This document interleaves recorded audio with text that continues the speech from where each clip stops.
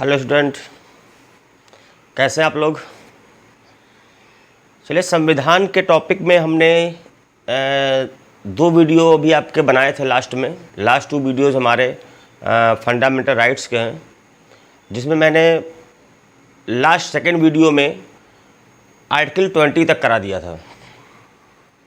अब हम 20 से आगे बढ़ते हैं और जिसमें आपका 14 से 18 समानता का अधिकार, राइट टू इक्वलिटी है, और 19 से 22 राइट टू फ्रीडम या स्वतंत्रता का अधिकार है, जिसमें मैंने 19 करा दिया, 20 करा दिया और 21 पे स्टार्ट करते हैं। तीसरा वीडियो हमारा आर्टिकल 21 से है।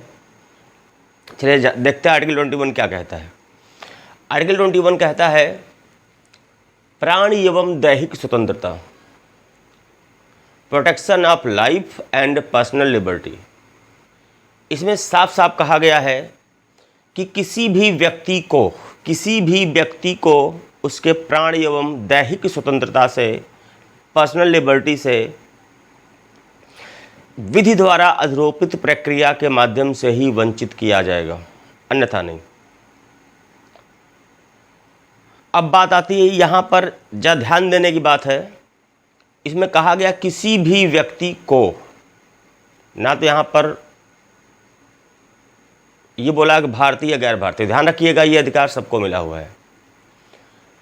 व्यक्ति का आशय है, व्यक्ति से मतलब है चाहे वो भारतीय हो, चाहे वो गैर भारतीय हो, विदेशी हो। यदि भारत की सीमा के अंतर्गत है तो ये अधिकार सबको प्राप्त है। तो यहाँ पर कहा गया किसी भी व्यक्ति को उसके प्राण एवं दैहिक स्वतंत्रता से विधि द्वारा आरोपित प्रक्रिया के माध्यम से ही वंचित किया जाएगा, अन्यथा नहीं। प्राण से मतलब है जीवन या लाइफ से, जीने से, और दैहिक से मतलब है व्यक्तिगत या पर्सनल से। अब बात आती है कि यहाँ पे एक जरा ध्यान दीजिए, फिर से ध्यान रखिए। किसी भी व्यक्ति को उसके प्राण एवं दैहिक प्रक्रिया से, दैहिक स्वतंत्रता से विधि द्वारा आरोपित या विधि द्वारा आरोपित प्रक्रिया के माध्यम से ही वंचित किया जाएगा, अन्यथा नहीं। अब बात आती है कि किसी भी व्यक्ति से ये अधिकार तभी छीने जाएंगे जब उसने ऐसा कोई ऑफेंस किया हो, ऐसा कोई काम किया हो जो हमारे विधिक प्रक्रिया के द्वारा उसे वंचित किए जाने योग्य हो। एक बात। अब बात आती है कि इन अधिकारों से आपको कौन वंचित कर सकता है। तो ध्यान दीजिएगा, विधानमंडल या विधायिका कह लीजिए, विधि बनाकर आपको इन अधिकारों से वंचित कर सकती है, परंतु वो लॉ, वो विधि फेयर हो, जस्ट हो, रीजनेबल हो। मनमानी नहीं कि किसी से बैर भाव बस विधानमंडल बना के उसको लटका दिया, ऐसा कुछ नहीं चलेगा। और ध्यान दीजिएगा, मैंने बताया भी था आर्टिकल 20 और आर्टिकल 21 में दिया गया कोई भी अधिकार, जो 2 हैं, किसी भी सूरत में निलंबित नहीं हो सकते। जब राष्ट्रीय आपात लागू होता है तो आर्टिकल 359 के तहत राष्ट्रपति महोदय को ये पावर है कि वो सभी मूल अधिकारों को निलंबित कर सकते हैं, सिवाय आर्टिकल 20 एंड 21 को छोड़ के। अब जरा देखते हैं, जैसे देखिए, हम ऐसा कोई भी काम नहीं कर सकते जिससे किसी के प्राणों पर बन आए। कभी भी ध्यान दीजिए, जब कभी कर्फ्यू लगा हो, या जैसे ही अभी बहुत दूर मत जाओ, 2 साल पहले कोरोना का पहला लॉकडाउन था, पूरा देश में लॉकडाउन लगा दिया गया, बावजूद इसके मेडिकल सेवाएं जारी रहीं। क्यों? मान लो किसी को इमरजेंसी पड़ जाए कि उसे बिल्कुल जीवन रक्षक ट्रीटमेंट की ज़रूरत हो, मर जाएगा, फिर वही बात समझ में आ गई। अभी बहुत सारे केसेस आप लोग देखते हैं कि वो लोग हो हल्ला मचाते हैं, कि दिल्ली वाला जो निर्भया कांड हुआ था, या अजमल कसाब वाला जो केस, मुंबई टेरर अटैक वाला हुआ, उसको उठा के फांसी क्यों ना चढ़ा दिया जाए। तो भाई संविधान भी तो कहता है कि किसी भी व्यक्ति को, चाहे वो भारतीय हो चाहे वो गैर भारतीय हो, उसके प्राण तभी लिए जाएंगे जब उसने ऐसा कोई काम किया हो, ऐसा कोई अपराध किया हो जो उसके प्राण लेने योग्य हो, और साथ में बाई प्रोसीजर, विधि द्वारा द्रोही प्रक्रिया, जो प्रोसीजर दिया गया है उसके हिसाब से। हमने दोनों को केस में सजा दी, लेकिन जो एक विधिक प्रक्रिया है, लीगल प्रोसीजर है, उसको फॉलो कराने के बाद दिया। अब बात क्लियर हो गई। यहाँ पर जरा आते कि इसमें कौन कौन से अधिकार है। अब जरा समझिए कि किन किन अधिकारों को माननीय न्यायालय ने इस प्राण यौन दैहिक में शामिल किया हुआ है। जैसे देखिए, हम जरा लिख देते हैं।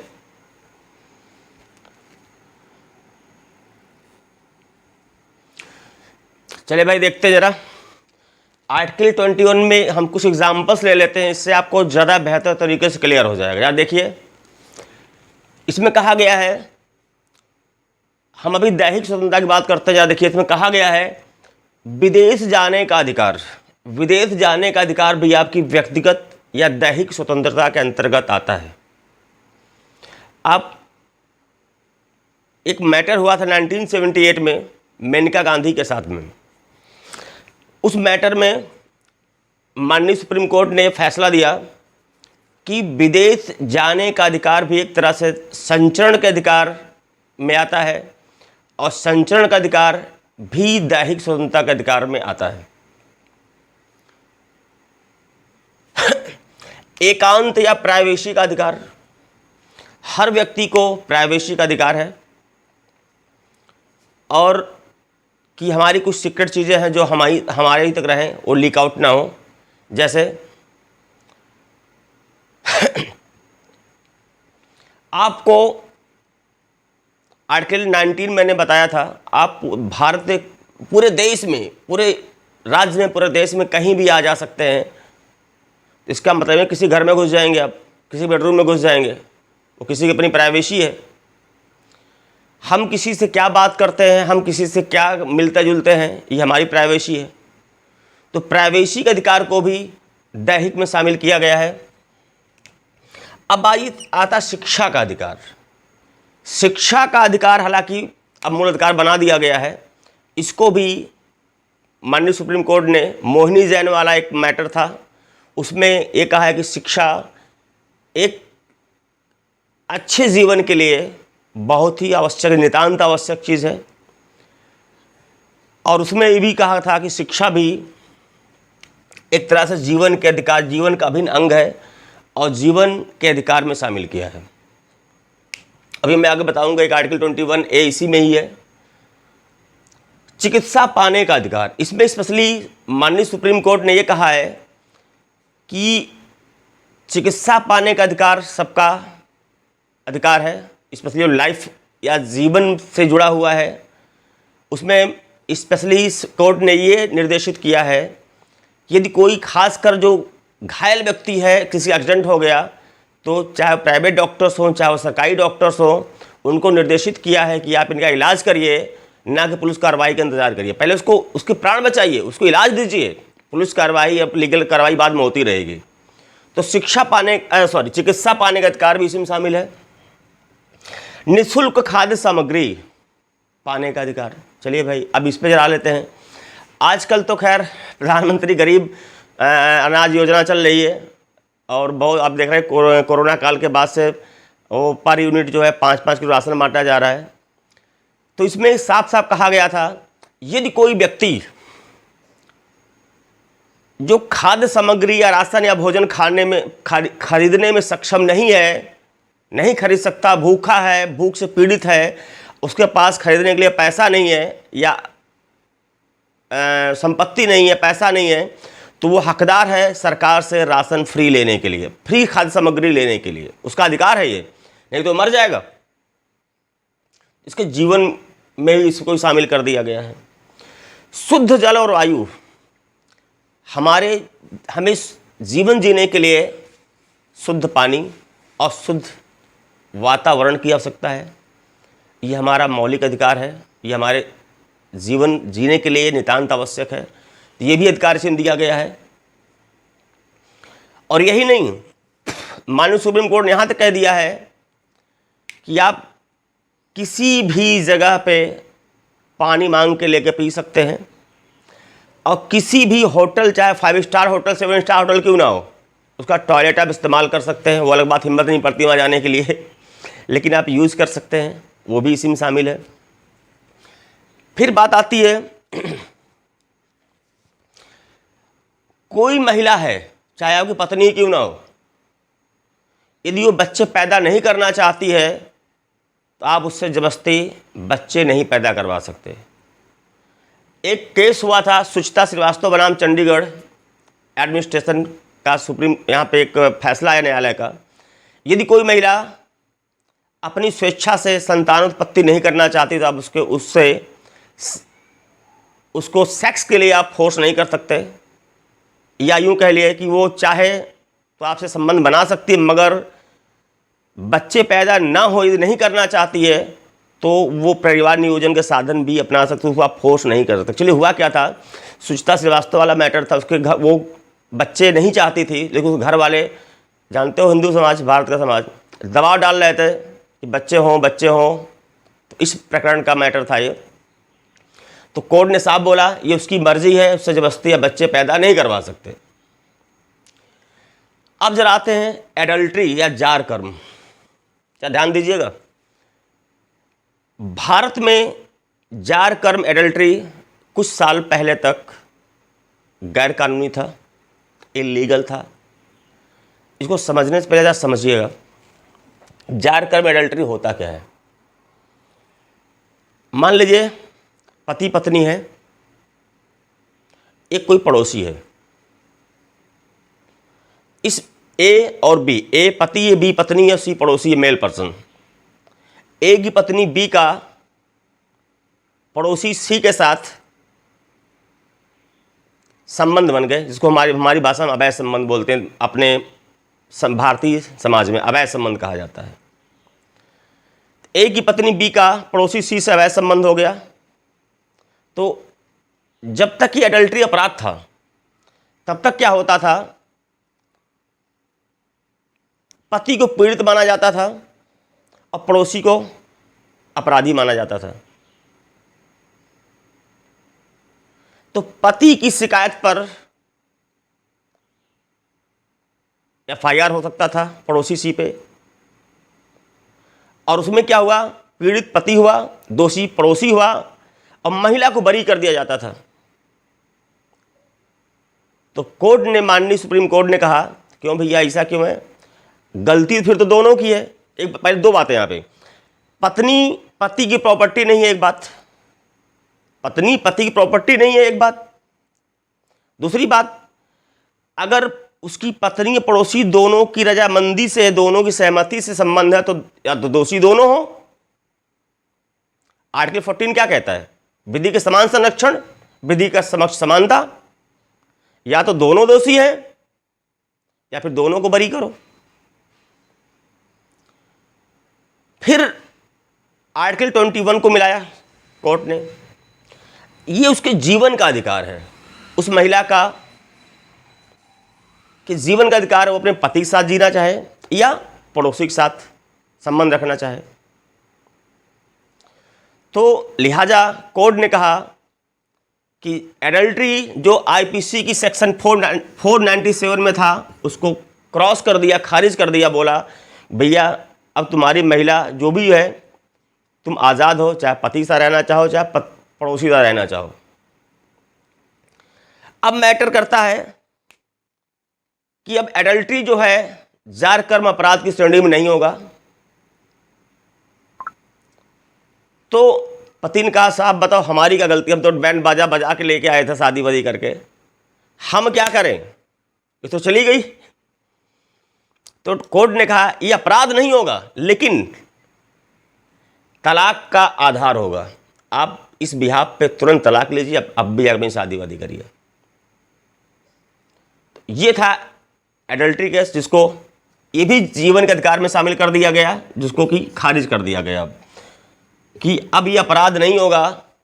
कौन किसी के साथ जीना चाहता, संबंध रखना चाहता, उसका अपना जीने का अधिकार है, उसे उससे वंचित नहीं किया जा सकता, चाहे वो पति हो चाहे पत्नी हो। लेकिन हालांकि एडल्ट्री जो केस होता था, पति पत्नी, पत्नी का संबंध पड़ोसी से, इसको कहा जाता था। अब जरा आइए, लिंग परीक्षण। लिंग परीक्षण जो होता है, जन्म से पूर्व प्रेगनेंसी के टाइम पे जो लिंग परीक्षण करते 90 दिनों बाद कराते थे, इसको भी प्रतिबंधित किया गया है। इसमें फीमेल के जीवन या प्राणों को प्रतिबंधित, जीवन के अधिकार को वायलेंस करता था। लिहाजा लिंग परीक्षण को भी जीवन के अधिकार के आधार पर बैन कर दिया गया है। अब आइए फ़ोन टैपिंग पे। अभी एक मैटर उछला हुआ था, पेगासस सॉफ्टवेयर वाला, जो इजराइल से सुनने में आया था कि शायद मोदी सरकार ने मंगाया था, जिससे उन्होंने बहुत सारा बवाल न्यूज मीडिया में उछला था। उन्होंने बहुत सारे नेताओं की, बड़े अधिकारियों, जजों की जासूसी कराई, ऐसा कुछ मैटर सुनने में आया था, न्यूज़ में था। तो अब मैटर करता है कि क्या आप किसी की फ़ोन टैपिंग करा सकते हैं ना भैया? हमारी प्राइवेसी है, हम अपनी पत्नी से बात कर रहे हैं, किससे बात कर रहे हैं, किससे बात कर रहे हैं, कौन क्या किससे बात कर रहा है, उसकी प्राइवेसी है। तो किसी का फ़ोन टैपिंग कराना भी उसकी निजता के अधिकार का उल्लंघन है। हाँ, अब सरकार देश हित में कराए, राष्ट्र हित में कराए, वो एक अलग मैटर है कि देश से सर्वोपरि है। अब आर्टिकल 21 जीने का अधिकार देता है। आर्टिकल 21 जीने का अधिकार कहता है जिए, आप जिंदा रहिए। और वहीं पे आर्टिकल आईपीसी की धारा 307 कहती है, आप 309 कहती है, आपको जीने का अधिकार संविधान देता है, लेकिन 307 आत्महत्या का अधिकार आपको नहीं है। इसमें काफ़ी बहस हुई है कि जीवन हमारा, हम ख़त्म करना चाहें तो क्या अपराध, क्या अपराध है। इसमें फाइनली कोर्ट का लास्ट डिसीजन आया था, आपको मरने का अधिकार नहीं है। हाँ, एक गरिमामय मृत्यु का अधिकार है, आप मरने के बाद आपकी अंत्येष्टि सही से हो। हालांकि अभी आपने देखा होगा, पिछला जो 2021 में लॉकडाउन, जो सेकेंड वेव कोरोना चल रहा था, कितने बेचारे मर गए, उनको एक सम्मानित जो अंत्येष्टि जो होता क्रियाकर्म, वो भी नहीं हो पाया। गंगा में लाशें बह रही थी, तो ये तो खैर दर्दनाक दृश्य था। और अभी देखिए WHO ने भी रिपोर्ट जारी कर दिया है कि लगभग 27 लाख लोग मारे गए हैं। अब वो सही क्या गलत का सरकार तो अपना बोल रही, सब फर्जी बातें हैं। अब WHO भाई हम कुछ कह नहीं सकते, अब सरकार जाने और WHO जाने। तो आप आत्महत्या नहीं कर सकते, जीवन का अधिकार आपका है, लेकिन आप आत्महत्या करने का प्रयास, आत्महत्या का प्रयास अपराध है, कर लोग कोई अपराध, मरने वाला क्या अपराध। तो बहुत सारी चीज़ें हैं। ये एक ऐसा आर्टिकल है जिसको जितना पढ़ाया जाए कम है, तो इसको ध्यान से देख लीजिए एक बार। ये सारे के सारे चीज़ें पूछी जाती है, बोलेगा फलाना चीज़ किस आर्टिकल में अंतर्गत अधिकार दिया गया, बोला ये किस आर्टिकल के अंतर्गत है, ये किस आर्टिकल के अंतर्गत क्या किया गया है। तो बहुत सारे एग्जाम्पल्स इसमें हैं, इसका स्क्रीनशॉट लीजिए तब तक आप लोग, फिर आगे चलते हैं।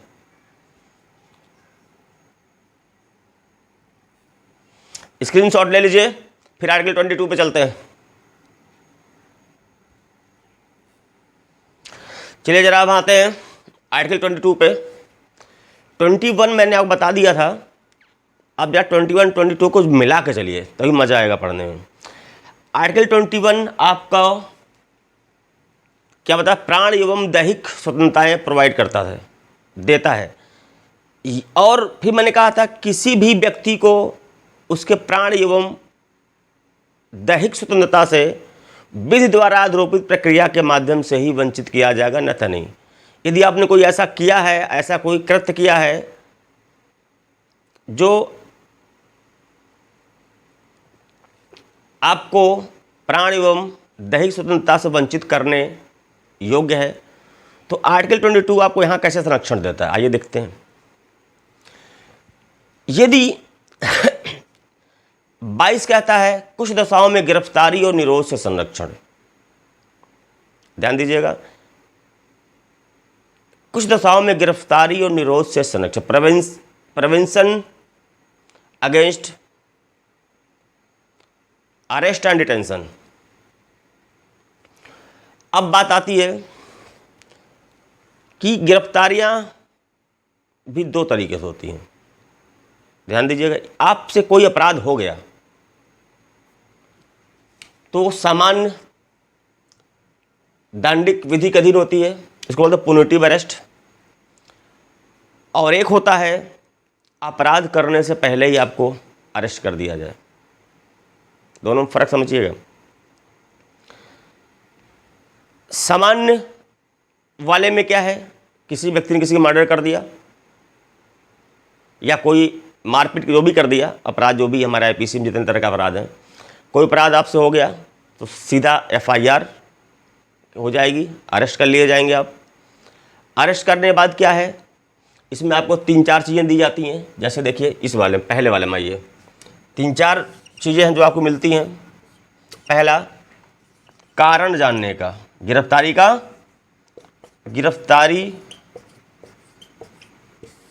का कारण जानने का अधिकार आपका है।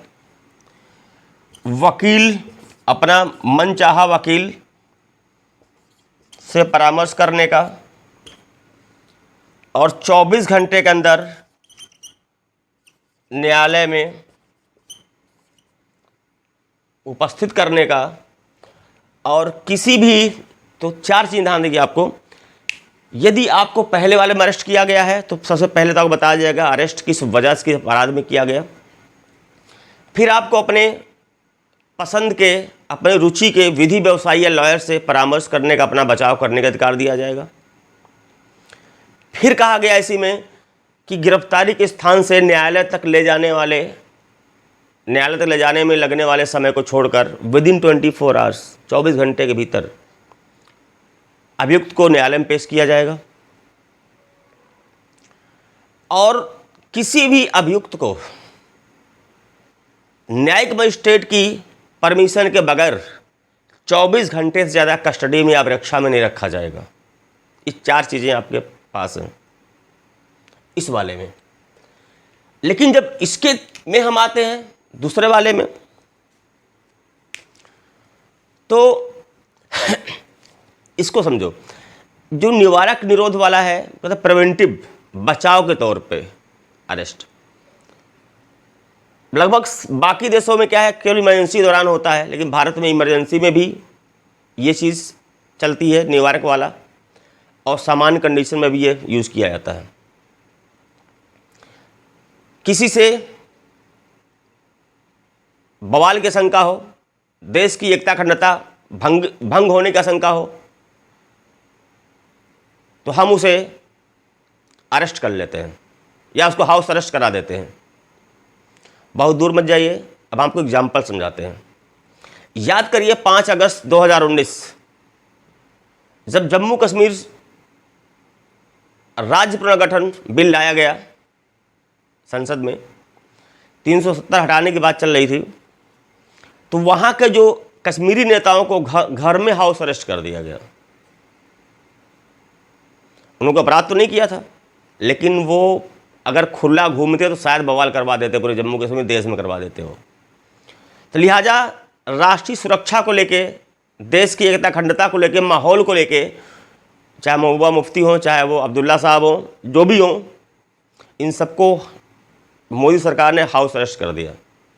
उनको अपराध तो नहीं किया, लेकिन हाँ, अगर अपराध किए नहीं थे, लेकिन एक प्रिवेंशन के तौर पे इनको हाउस अरेस्ट कर दिया। देश दुनिया से उनका संबंध विच्छेद करा दिया। घर में पड़े रहो, खाए पिए रहो, खाए पिए कोई कमी नहीं होगी, लेकिन आप समाज से घुल मिल के बवाल नहीं करा सकते। अब बात समझ में आ गई। ऐसे इसको मतलब डिटेन करना, डिटेंशन में लेना या निरुद्ध कर देना। तो ऐसी गिरफ्तारियों में क्या होता है कि एक बार गिरफ्तार करने के बाद 90 दिनों तक आप चाहे पेश करें चाहे ना पेश करें, कोई मतलब नहीं होता है। जिस बार 24 घंटे था कि आपको पेश करना ही पड़ेगा, यहाँ पर 90 दिनों तक कोई 3 महीना कोई पूछताछ नहीं होने वाली है। आप पेश करें ना पेश करें, आप उसके खिलाफ कुछ कर नहीं सकते। हाँ, इसके बाद 90 दिनों के बाद अब आपको फ्री किया जाए ना किया जाए तो उसके लिए क्या होता है, एक एडवाइजरी कमेटी होती है जिसमें हाई कोर्ट का एक जज होता है, उसकी कमेटी होती है, वो रिपोर्ट देती सरकार को, हाँ भाई देखिए इन्हें आज़ाद कर दिया जाए या अभी इनको फिर 3 महीने रखे रहो। एक बार में 3 महीना ये सिस्टम होता है। और इसके लिए निवारक वाले में हमारे देश में बहुत सारे कानून बने। पोटा था, मीसा था, यूएपी आज भी है, रास्को आज भी है, जिसको ऐसे बोलते हैं, टाडा, पोटा, मीसा, यूएपीए, याद आया कुछ? बहुत सारे कानून बने हैं। तो अनुच्छेद 22 में यही सीधा सीधा कहता है, गिरफ्तारी और निरोध से संरक्षण। गिरफ्तारियाँ 2 तरह की होती हैं, एक अपराध करने के बाद, वो जो हमारा आईपीसी प्रोसेस चल रहा है वो चलने दीजिए। एक होता है अपराध होने से पहले, सुरक्षा के तौर पे, बचाव के, प्रिवेंशन के तौर पे, कि हम आपको अपराध करने ही नहीं देंगे, करवाने ही नहीं देंगे। तो ये आपका अनुच्छेद 22 है और मैं समझता हूँ वो समझ में आपको आ गया होगा जम्मू कश्मीर वाले एग्जाम्पल से। बाकी ये तो साधारण तरीके से आप डेली देखते हैं, पेपरों में आता, सब कुछ होता है, आप देख ही रहे हैं। इसका स्क्रीनशॉट ले लीजिए। और इस वीडियो में बस यहीं तक। उम्मीद करता हूँ, विश्वास करता हूँ आपको समझ में आया होगा। और इसके बाद अगला वीडियो में हम चलेंगे शोषण विरुद्ध अधिकार, धार्मिक स्वतंत्रता का अधिकार और शिक्षा में संस्कृति। ये 3 टॉपिक आपके अगले वीडियो में हो जाएंगे। चलिए, जय हिंद, बाय बाय। बस एक आप लोगों से समर्थन चाहूँगा कि जितना ज़्यादा हो वीडियो को शेयर करिए, सब्सक्राइब करवाइए लोगों को अगर आपको अच्छा लगे तो। शिक्षा की चीज़ें हैं, थोड़ा एक्स्ट्रा समय दीजिए। बाय।